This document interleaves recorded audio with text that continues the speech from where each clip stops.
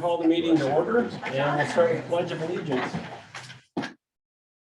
I pledge allegiance to the flag of the United States of America and to the republic for which it stands, one nation, under God, indivisible, with liberty and justice for all.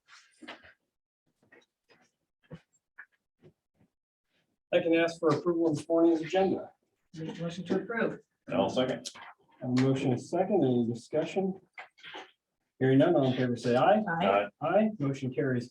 Next, I can ask for approval of the minutes from October 27th, November 3rd, November 9th, November 16th, December 8th, December 9th, and December 13th.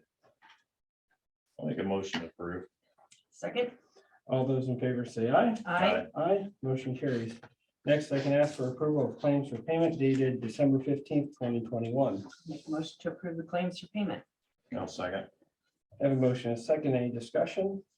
Hearing none, all in favor say aye. Aye. Aye, motion carries. Mark, you're up. I know, right out of the gate. Yeah, good, thank you. Thanks for coming down this morning. Yeah, hopefully I can get back. It'll be a nice tailwind.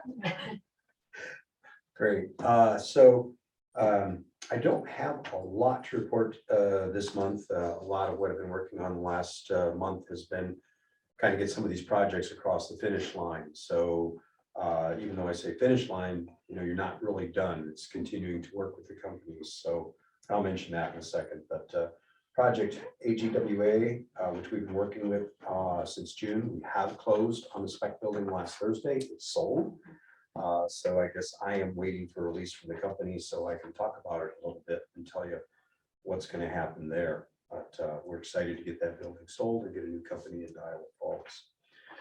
Also, Project RVP, we've been working on since April, has signed a lease agreement on an existing building in Iowa Falls, and they plan to open a production facility in Iowa Falls in June. So again, they've told me I can't say anything until probably March, but we'll see how that goes. But and again, an example of, like I say, continuing to work with those companies. So we're working with that particular project in Iowa Valley Community College District on job training now as they begin to hire people. We're trying to get some job training in place for them so they can onboard people and get them trained in what they need to do in that production facility. We continue to meet with Project Harris on our certified site. We have signed an agreement for an option on the property for 2 years as they will perform their due diligence. Met with them last Friday and they plan to start their due diligence in January.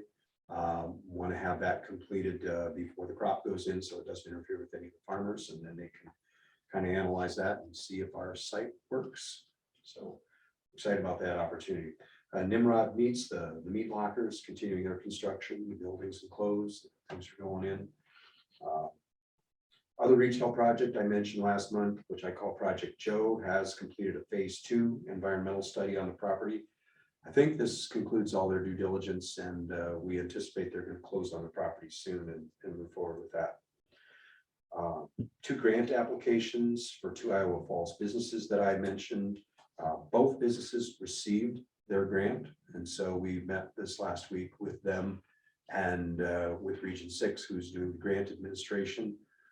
So we're happy and excited for both those businesses that they've gotten some assistance. We continue to explore options for additional housing in Iowa Falls. I think we've got 7 or 8 houses on the market. That's it.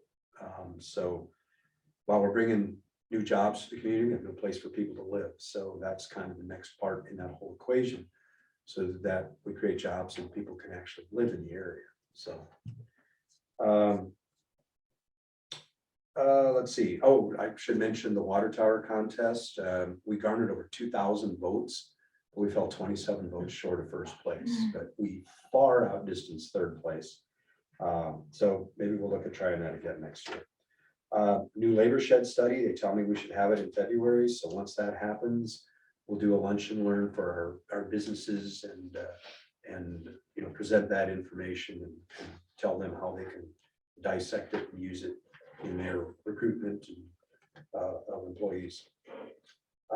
So also, and finally, we're just running a 8 Reasons to Shop Local campaign, trying to encourage people obviously to shop locally. And that's on our website, as well as we're pushing that out through social media. That's kind of it. Any questions? I want 3D printed houses. Oh, yeah, you mentioned that. I've seen that. I've seen the Yeah. videos of that. Cool stuff. Yeah, Um, where you can print a house in about a day, 2 days. Yeah. Right, yeah, Wind resistant. yeah, it'd be a good storm shelter, Yeah. Mhm. So concrete, so. Yeah. All right, excellent. Thank you, Mark. you bet, thank you. All right, next thing I have is a utility permit for IRUA. It's utility print UT 21-017. This is for service line on. Let's do that as well. Section 34, it's a minimum of 5.5 feet deep. To serve 27675 270th Street, Eldora. I'll make a motion to approve the utility permit. I'll second. Okay, I have a motion and a second. Any discussion? Hearing none, all in favor say aye. Aye. Aye, motion carries. Next I have is consideration of an engagement letter from Dorsey and Whitney. Angela? Yeah, so this is just a letter, you guys approved getting the letter 2 weeks ago, maybe 3 weeks. But just a letter outlining the scope of their services,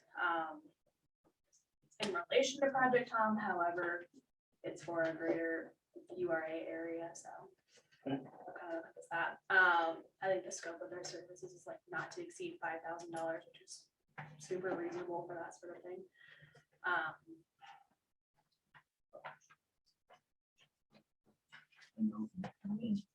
None that you can answer. Right, yeah, so you can ask questions, I'll just stand here, kind of look at you. Okay, I'll go ahead and make a motion to authorize the chair to sign the engagement letter from Dorsey and Whitney. I'll second it. I have a motion and a second. All those in favor say aye. Aye. Aye, motion carries. Thank you, Angela. Yeah. Next action I have is resolution to execute class action opioid settlement documents. Attorney Meyer, just want to give a 2-cent update. Maybe a nickel's worth. Okay. Back in 2018, the class action was commenced against various pharmaceutical industry and distributors of opioids, and Hardin County joined that action. And it's taken a number of years, but there has been settlement that has been entered, or at least it's on the table for counties and states to, and cities of certain size to agree to that settlement amount.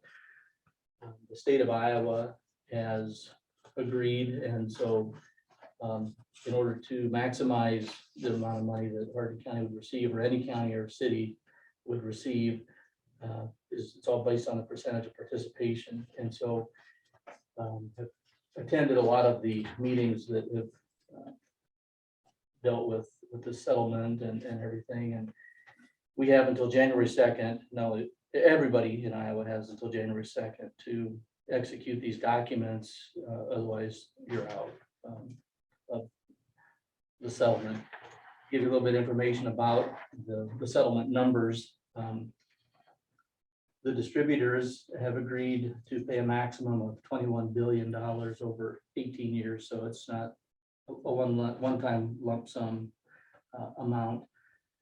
Johnson & Johnson will pay a maximum of $5 billion over 9 years. And of this 26 billion, the 22.8 billion will be available to state and local subdivisions. And Iowa's estimated share is going to be about 180 million, and then Hardin County's sliver of that, based on our population and the number of I guess, public records that would indicate opioid-related arrests, opioid-related medical services, opioid-related deaths. Our percentage is less than 0.5% of that. The state, and this is part of one of the points that was negotiated the most, it seemed to me, that's what a lot of the conversation circulated around, was how much the state of Iowa would receive versus distributed of that 180 million to the local subdivisions. It's a 50-50 split is what the settlement agreement would call for. So if you do the math, 4.49% of 180 million is approximately what we would receive, but it is tied to percentage of participation. So if we have 100% participation, that maximizes the amount that we would receive. The bottom line on all this today is I need this resolution authorizing me to enter the 2 settlement agreements or participation agreements. And then there's a memorandum of understanding. And so that's what the resolution essentially authorizes. And we have until January 2nd to produce that documentation to fully participate in the settlement. Questions on that? I don't, I think we've spoken independently and I think he answered my questions and we just have to figure out some of the inner workings of what the funding can be and can't be used for down the road. So. Right. I think the settlement provides 85% of it needs to be used for certain types of intervention, mitigation uses, and that they have a list provided. But yeah, as long as we spend the money appropriately, then the county can benefit from the opioid problem. Been rampaging the country for a while, so I ask you to approve the resolution. Okay.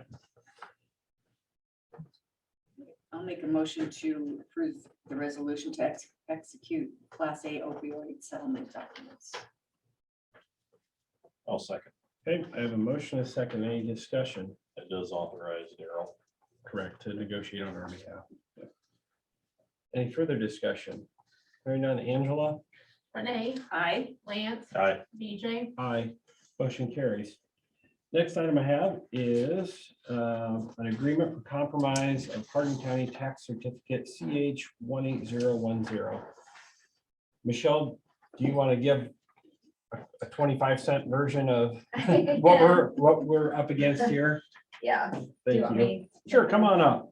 We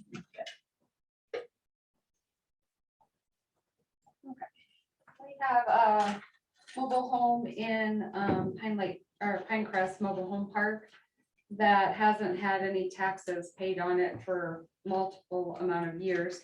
That's why it ended up with a Hardin County tax sale certificate. And we have a chance right now to see if we could do a compromise of interest. The park owner or manager has asked the